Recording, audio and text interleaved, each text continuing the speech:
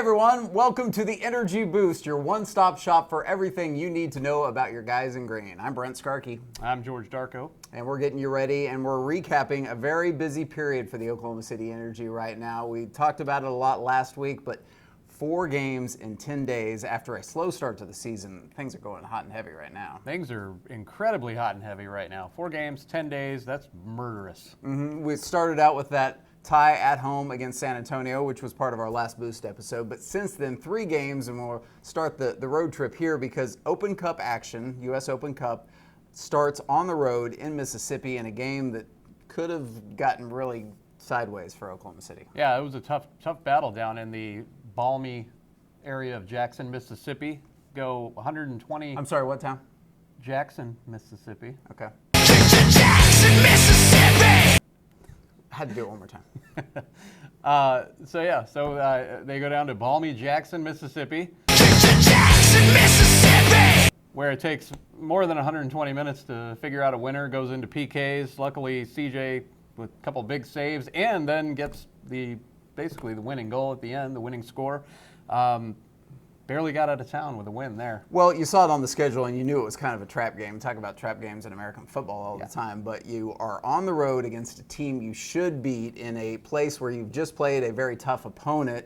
Jimmy told us before the game he wasn't going to play all of his starters because he wanted to get a lot of those reserve guys minutes. And Oklahoma City didn't capitalize on offensive chances, both in the first and especially the second half, and it really bit them in the toe because then they have to go to PKs. They went to 10 PKs. 10. Incredible. It was Incredible. huge. It was exciting, if nothing else, though. Well, like you said, tons of chances. Oklahoma City had something like 25 shots in that game versus 6 for Bria.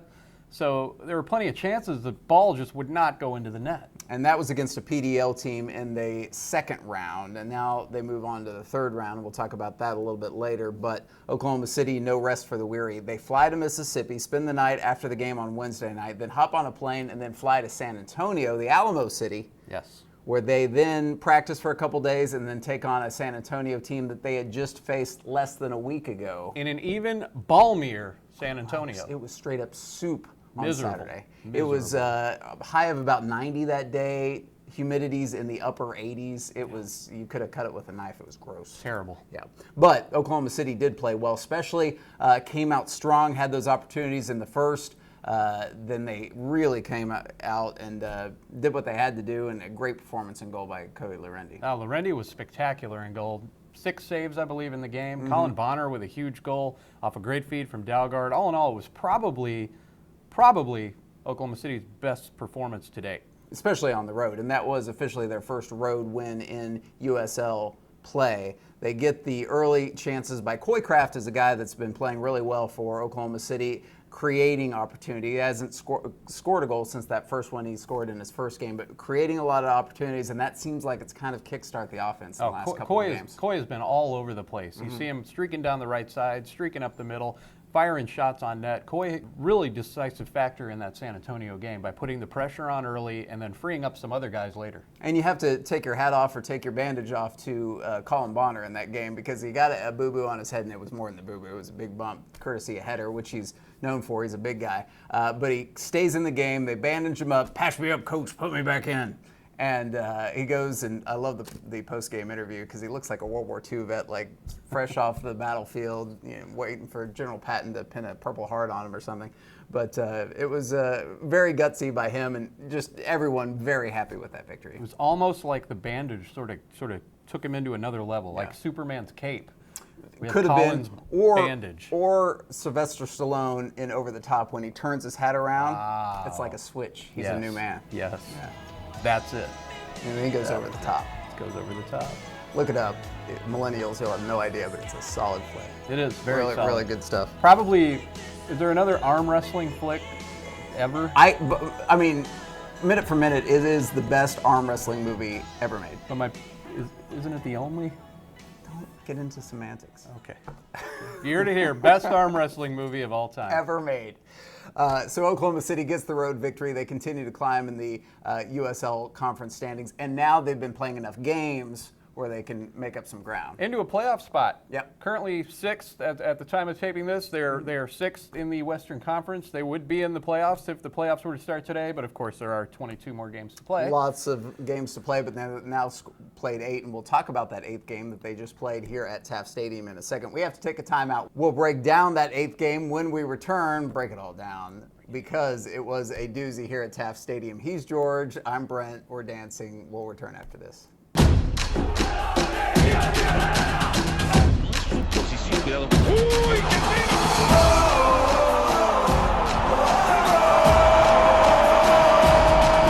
Hola amigos, soy Isaac el Conejito Brizuela, jugador de Chivas, y los esperamos este 28 de junio en Oklahoma, donde enfrentaremos al Energy FC. Los esperamos.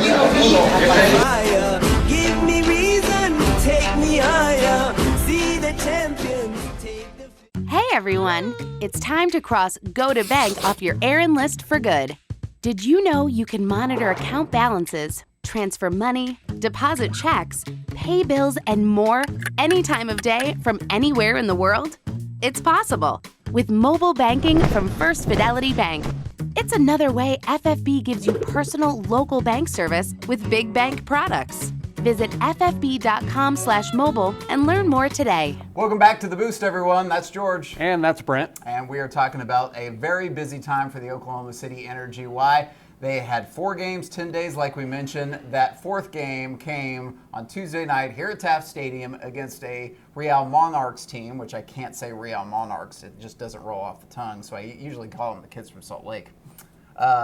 And it was a game that Oklahoma City really wanted to win, but they knew they were going to be coming in with really tired legs. Oh, well, this was the 4th game in 10 days, like we mentioned, coming off of an exhausting game in San Antonio in that heat, and then playing 2 days later. You didn't know what to expect. And it was hot here in Oklahoma City, not as hot down in San Antonio, but you had the threat of severe weather, the humidity was up, and Oklahoma City didn't look tired coming out at all. They really dominated that first half. Yeah, fully charged coming out of the gate, 100 miles an hour the whole time. They created early chances and looked like they were suffering no ill effects from playing 4 games in 10 days. Yeah, Coy Kraft here with the setup for MT. Just can't get it to go. Fernandez with the block, and Oklahoma City had some early opportunities. Really the only opportunity for Salt Lake in the first half of the first half came on this one. Looks like Sandoval gets past Cody and then gets past Cody, the goalie, and it makes it a 1-0 game. Yeah, he puts it around 2 Codys. Lorendi got kind of caught in his footing heading to the left. Ball goes back to the right, and it's just out of his reach. It happens, but Oklahoma City would bounce back very quickly.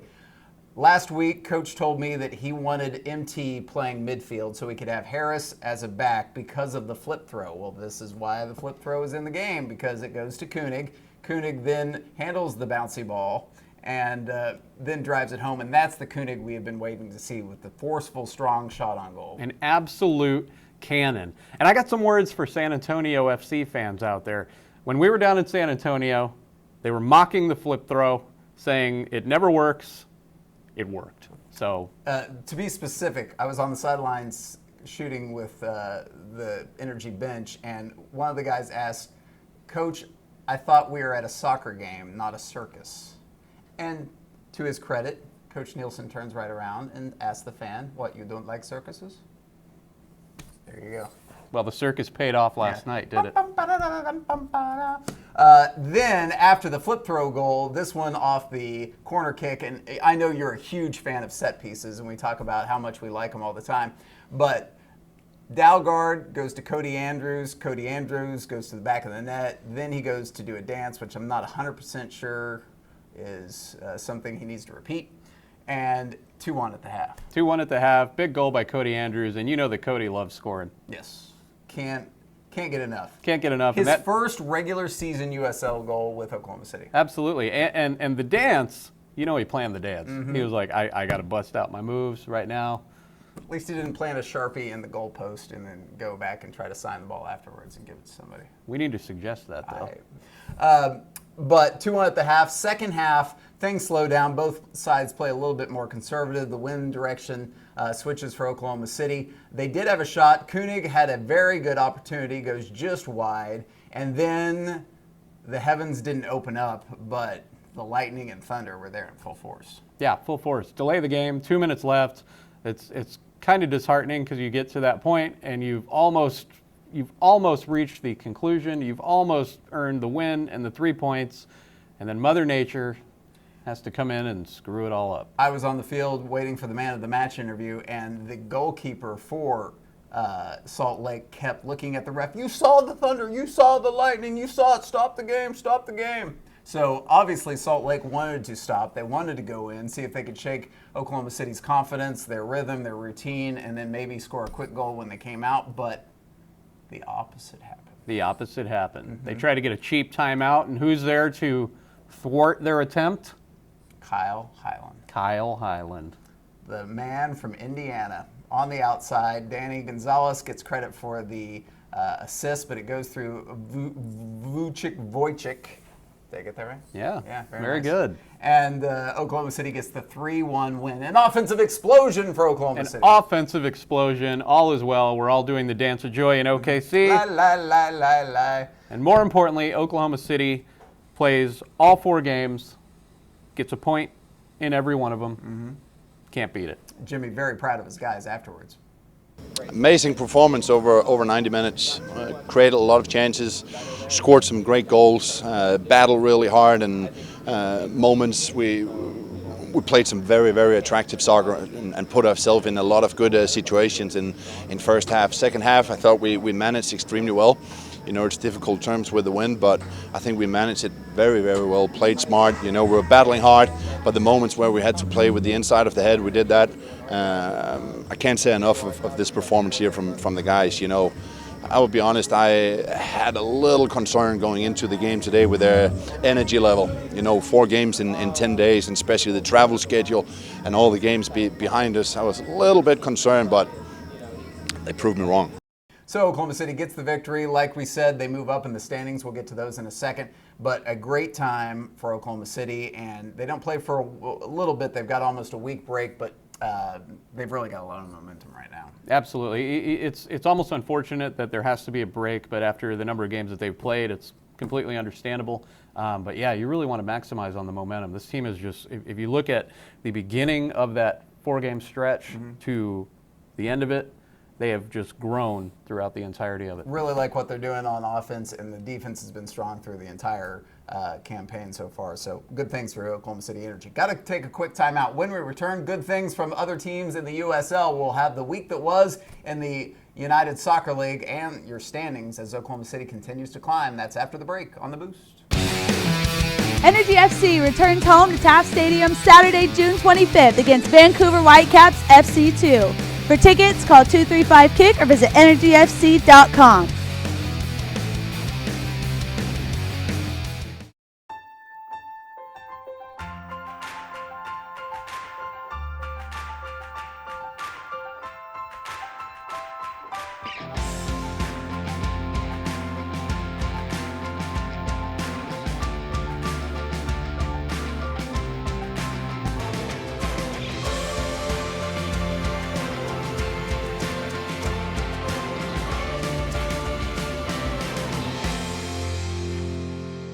Hello Spring means hello projects, which means hello P&K equipment. If you need to dig some of this, move some of that, haul some of these, or just cut grass, the John Deere 3032E compact utility tractor from P&K can handle almost any task.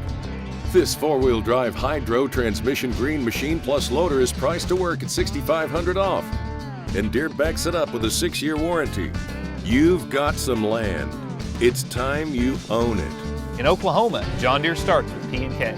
Welcome back to The Boost, everyone. We talked a lot about the Oklahoma City Energy and their very busy times the last week and a half. It's time to get busy with the rest of the USL because 9, 10, 11 games in for some teams, things are kind of starting to show their true colors. Let's get busy. Yeah, let's do it. We'll start with the LA Galaxy at Seattle, Part 2. This one, Mark Ojong, Sounders 2, and LA Galaxy play to a 1-1 draw. Everybody, tonight. No. All right. Another great goal. This one, Colorado Springs and Arizona United. Not Daniel, but his brother Miguel.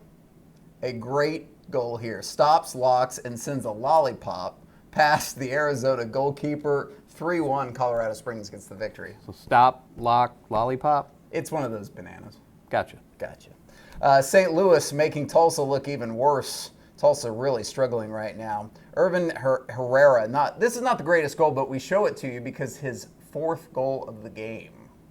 4 goals in 1 game. Incredible. Yes. That is a hat and like half of a scarf. That's true, or it could be a feather in your hat trick. There you go. Well said. Well, I get paid the big bucks for those kind of things. 5-2, St. Louis gets the victory over Tulsa. Roughnecks really struggling. A team that's not struggling at all, Vancouver on fire. At Portland Timbers Part 2, Fatawu Safayu. I'm sure I got that right. I have 100% confidence in my pronunciation there. Not wavering on my side. 3-1, Vancouver gets the victory at Portland, and that catapults them into a very prominent spot in the Western Conference standings, 20 points. Vancouver looks like Rochester of last year.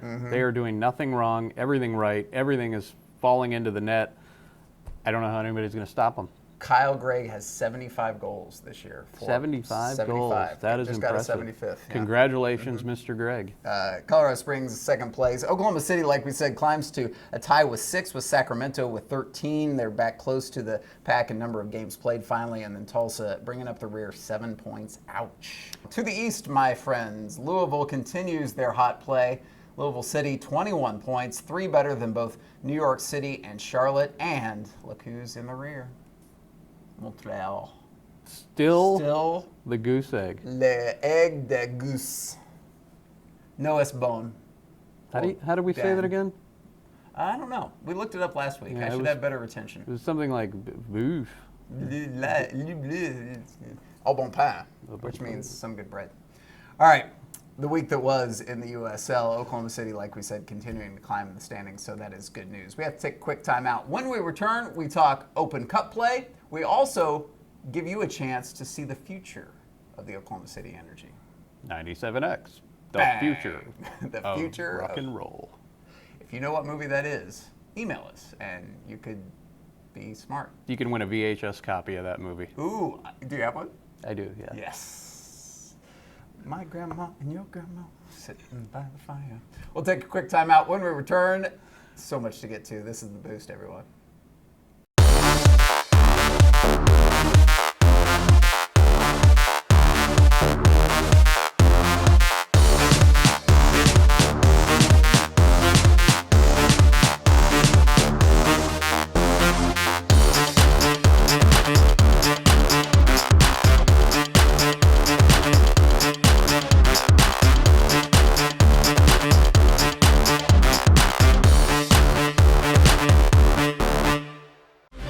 For the win for Oklahoma City. Can Evan Newton save it?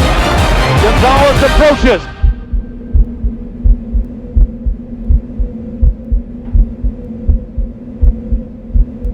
The Energy win it. They're going to the Western Conference Finals.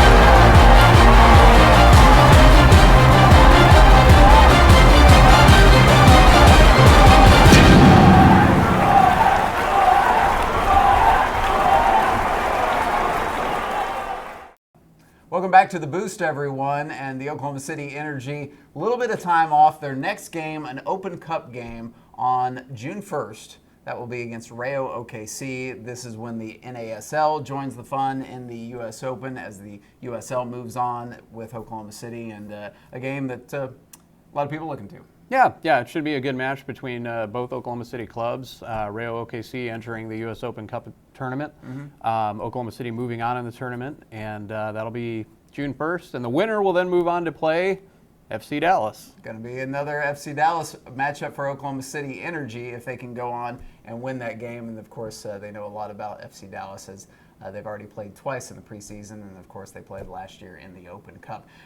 Speaking of a team that they know very well, the Tulsa Roughnecks is actually the next game on the USL schedule for Oklahoma City. That'll be June 4th up in Roughneck Land, aka One Oak Field. One Oak Field, Yeah. correct. Yeah, very nice. One Oak, not two. Not two, not even One. three, but one. Tulsa not playing very well, but it's always a rivalry, and you never know what happens. Well, you mentioned it earlier, the notion of the trap game. I wouldn't necessarily say that a rivalry game would be a trap game. However, Tulsa has not played very well, but they're probably going to kick it up into another gear with OKC. Sooners weren't supposed to lose Longhorns this year, man. Exactly.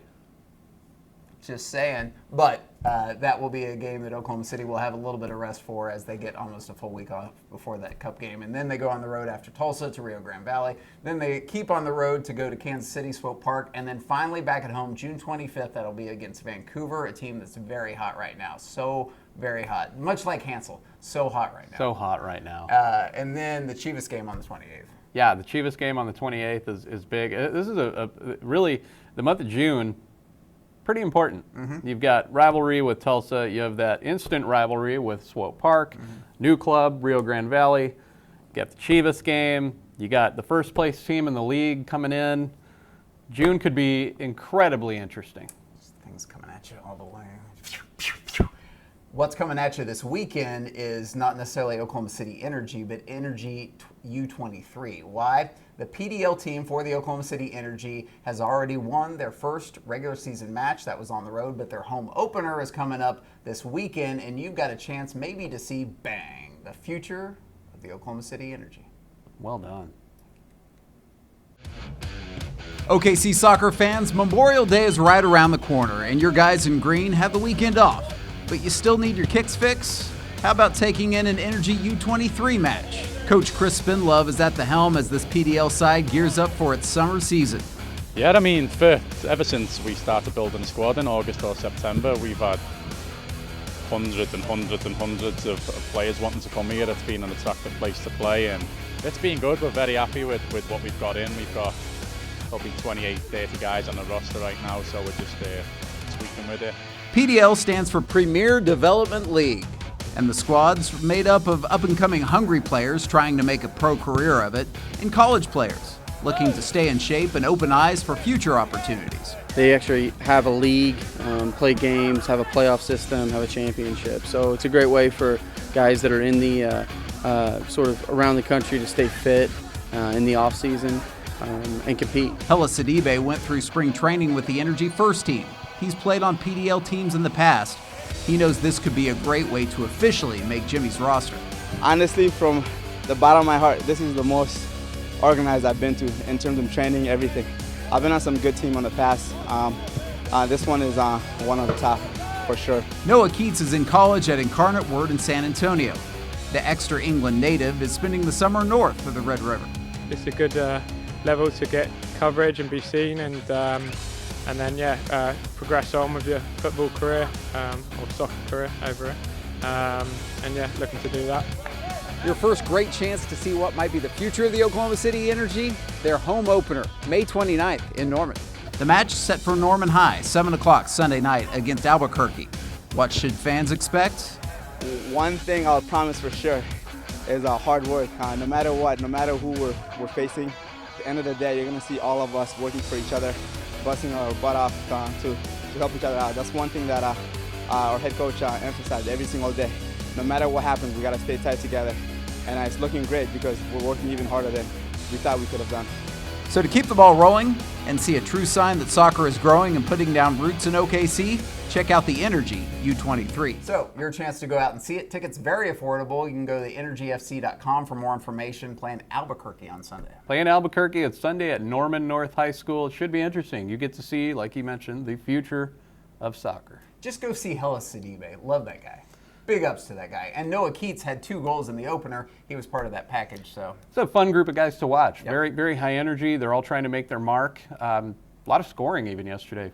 I like it. I like it a lot. Go see the future of the Energy there. You can, of course, see what's going on each and every day with the Oklahoma City Energy right here by tuning into The Boost every week. We keep you up to date with all the information you need to know about your guys in green. This has been another edition of the show you love to watch, The Boost. That's George. And that's Brent. We'll see you next week, everyone. Bye.